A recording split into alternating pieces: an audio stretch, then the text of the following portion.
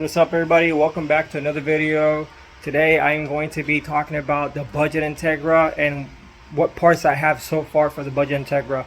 Some stuff I'm going to be telling you that it's optional, so you don't need it, but it's up to you if you completely want to buy it and then add it on. And then this is just I want to say like an intro to the budget Integra, and then I'm going to be showing you guys what I have so far and how much it costs. I also noticed a lot of you guys are watching the video or not subscribed, so please subscribe and like the share and like the video. It helps me a lot. I'm telling you, you guys will do me a favor, and I will appreciate it a lot. And then also, if you guys want to interact and get involved, get in the comments. We all get in there, we talk, we all share, and we help each other out. So if you got any information you want to share or add on to it, to the budget, make sure to leave it in the comment. That way we can help everybody out. Alright, so the Integra budget bill intro. So this is like part one pretty much. I don't have all the parts yet, but I have a lot. I got most of them for the most part. I still got tons and a lot of miscellaneous stuff to go through, and I still have to put back. Got the carpet. I still got to put all this stuff back in there as well. Yeah, and I want to convert the whole back interior black, but it's been really hard to find parts. Also seats, I might just leave them tan for the meantime, collecting dust. Other than that, it's pretty much all black. I do want to upgrade the RPM tag to a manual one, or at least something that has higher RPMs, because obviously the K is gonna rev a little bit higher than that. I'm almost busting my butt with the hose here. I might have to get this out the way, and I will be using this as well, so it's just here for right now, draining. So let's start out with the long block. Got the long block here. I'm gonna put the price somewhere around here. So I got this from JDM Orlando. I won't say it wasn't bad. It was a good deal.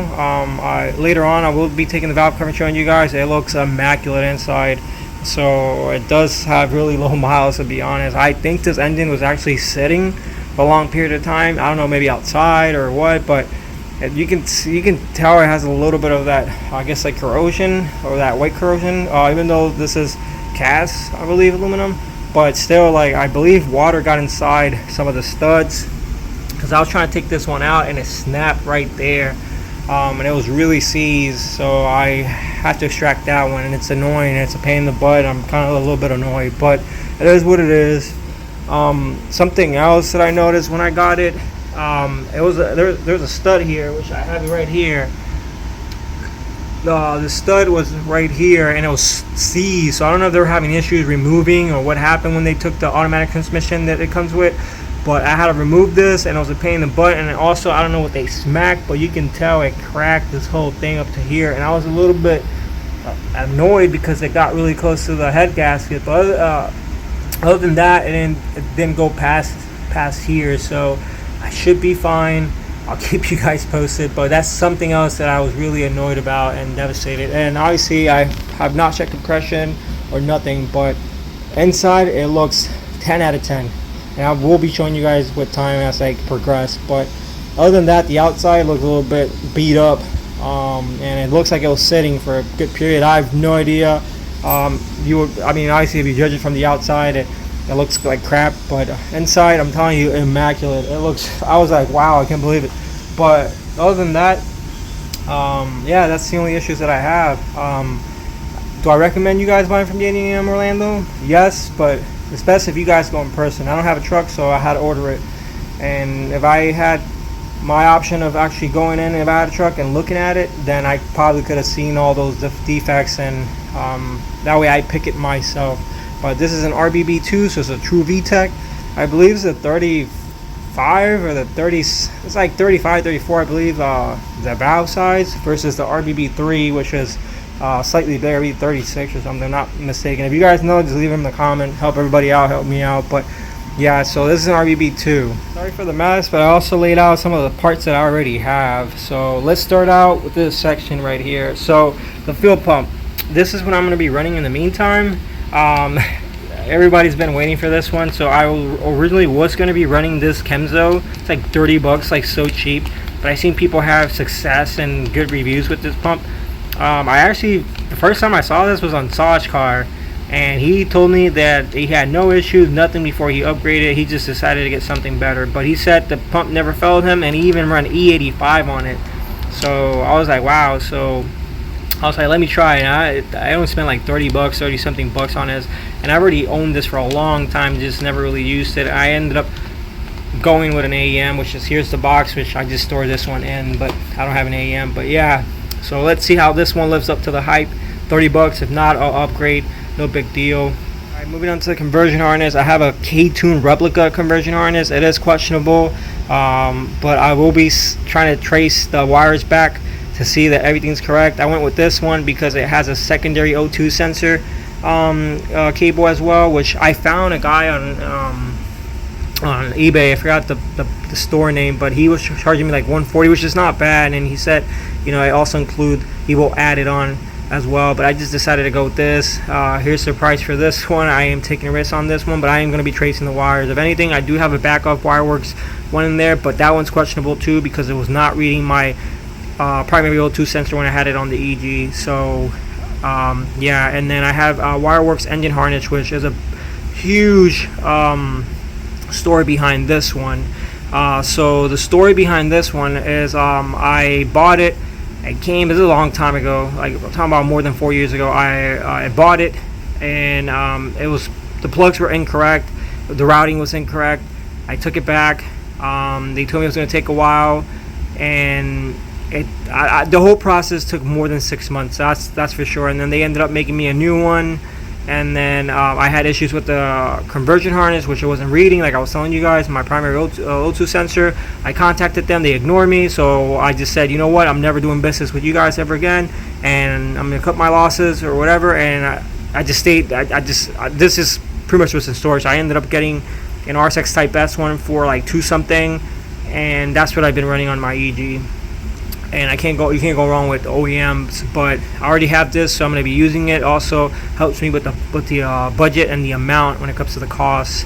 But yeah, if you guys do want to get Wireworks, that's up to you. I don't buy from them anymore, so, but this is what I already have. I have a upper radiator hose right here.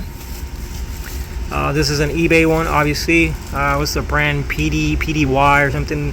This is compatible with K24 or with a K20 head. So yeah, I got that. I'm gonna put the price somewhere around here. I already own the primary O2 sensor with an RSX Type S. Here's the part number. So I'm gonna just use it because I had 2. I got fuel lines, -6 lines to make my own fuel lines. I do have to buy fittings because I don't have all the fittings, but I have hoses in there for my fuel lines. I have a Jack Spaniel eBay fuel row with came with the -6 fitting, AN fittings, and this is kind of like a hybrid racing knockoff. It looks identical to it. Even has a little port to put the pressure gauge as well. And then for the water pump housing, it's up to you guys. You could run the JDM one. They do have options now to make it compatible, and you know, you don't have to change everything, you can run it. But I'm thinking long term, so I decided to go with a TSX water pump housing, and that right there is actually the water pump from this one. So it does fit if you have a TSX water pump housing. If you have anything else, it would not fit. And don't quote me on the Accord stuff, but I know for the base RSX and the CRV water pump housing like that one, that water pump would not work because I already tried it. But it does work on the TSX, so I decided to run that one instead of the one that it came with, because that one has way less miles and it looks brand new inside. And then I got I believe that's an RSX base or Type S tensioner, belt tensioner right there. I did not use the TSX one because it's kind of bulky, so I just decided to use that one. I already own it, so I save price on that. For that, I'll put the amount somewhere around here if I remember.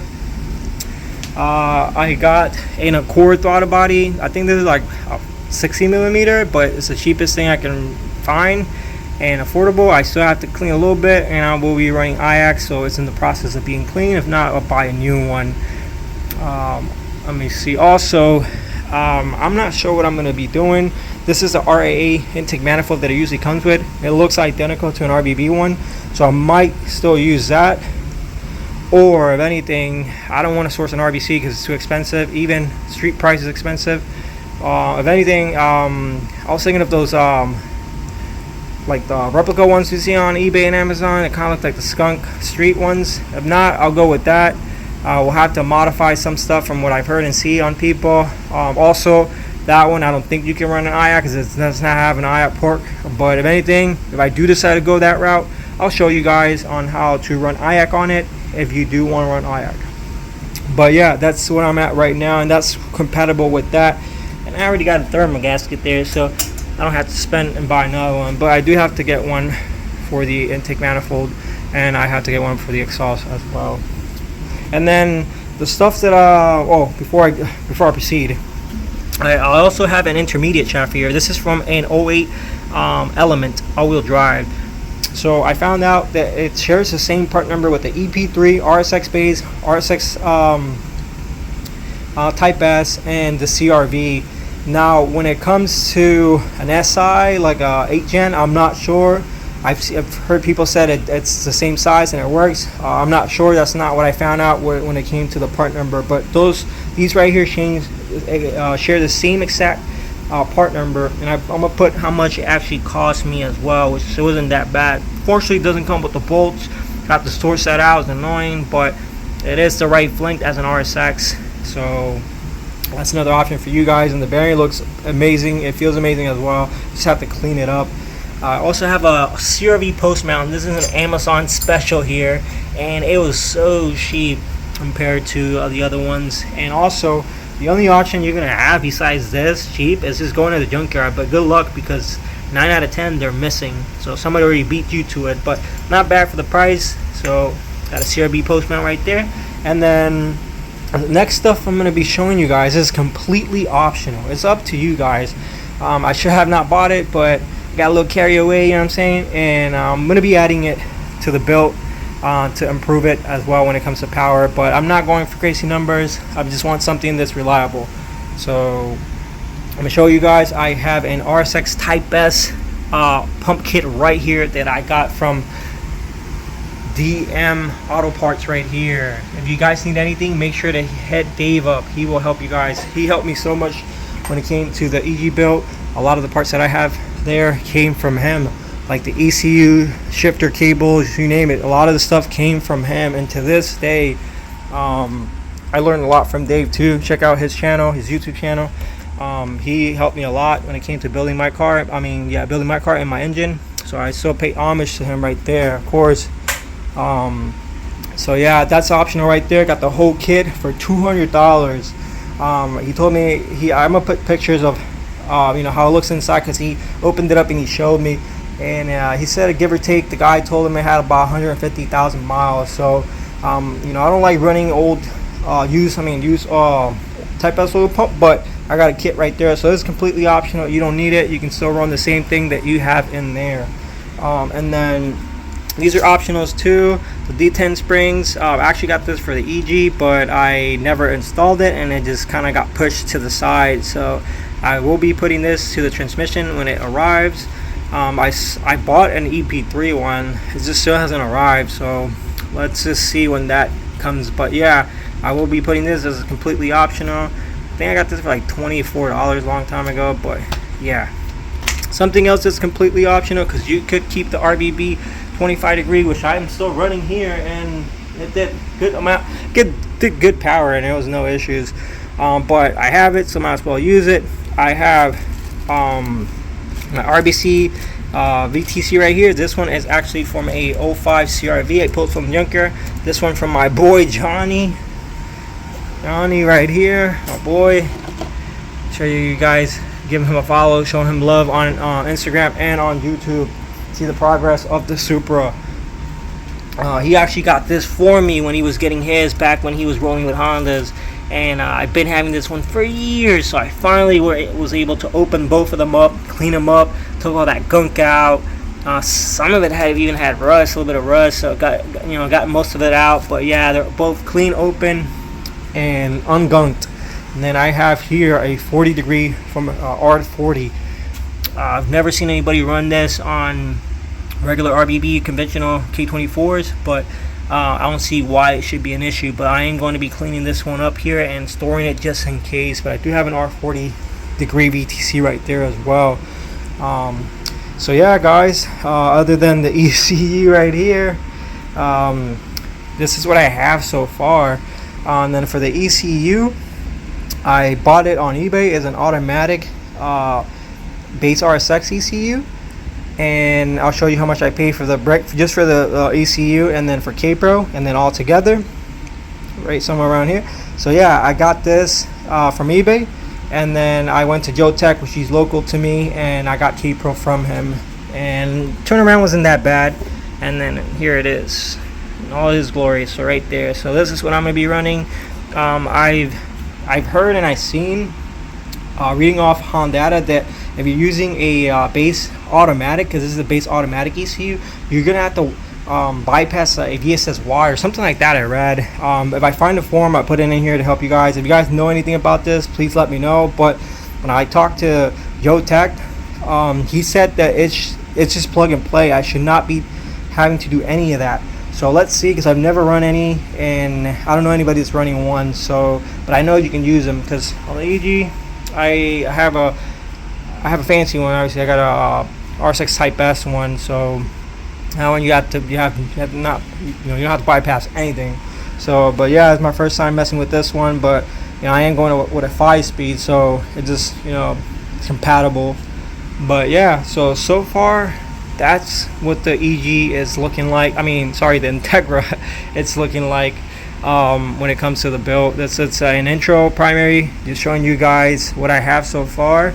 And also, you can guys see it right there, that's the O'Reilly Special driver's side axle. That's just the base 32 millimeter. I've seen people running like Junk Status, and he said he's never had issues. Now he's running on an EG. I have an Integra, and I've seen people that have issues with base that pops out. So I hope I do not get that issue. When it comes to the passenger side, I do have an Insane Shaft extra one in there that I have from a long time that I bought from Right Hand Drive Kev when he was parting out his old stuff that I got my hands on. Fortunately, I snapped the driver's side. Had an issue when I was getting my car aligned, and they messed up something. They literally just unloosened it, and then I backed up the car and it kind of snapped. So that was their issue for not, they pretty much loosened my outer tie rod, and it was just a big mess. But yeah, I ended up salvaging the passenger side, so I'm going to be reusing that one. And then for mounts, I have them somewhere in there. I don't want to get them, but I'll show you guys up here. It's just regular eBay special, budget K-swap mounts that I seen Young Status run on Project Blueberry, and it's just phenomenal. So I just decided to do the same thing, trying to duplicate a little bit what he has, because his stuff works immaculate, and it's a budget bill. So I'm gonna show you guys budget, that you can still make it do with what you got. So a lot of this stuff here I already own, Junkyard and eBay and Amazon pretty much. So yeah, and then for I still have to redo the brakes.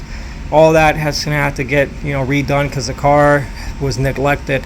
So all that has to get changed, ball joints, bearings, all that has to get upgraded. And then also for suspensions, I am going with max speeding rods. So yeah, stay tuned for that as well, showing you guys.